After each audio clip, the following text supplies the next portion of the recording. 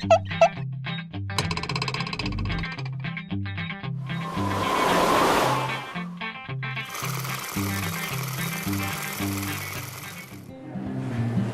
could talk a lot about programming and where these buildings go and how to place them so that they work well for parking over the slopes.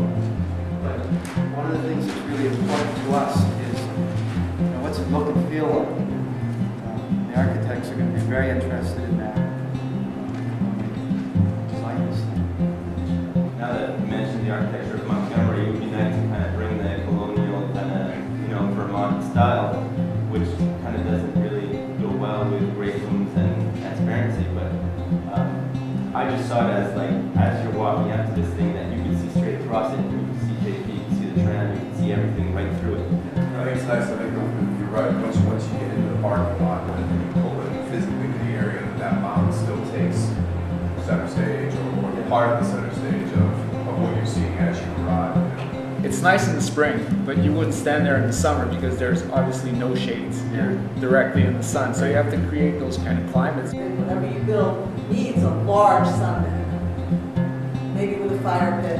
It isn't ever really going to be the result directly of what the building looks like, what food is in there, how late it's open.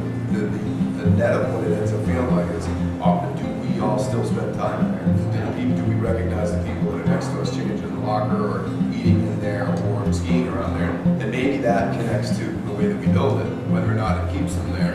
But I think the personality of the area is so dependent on us that that's something that we should keep in mind. We mean JP, as we develop this, how do we make sure it's a place that people want to come home to and visit and stay with? Right.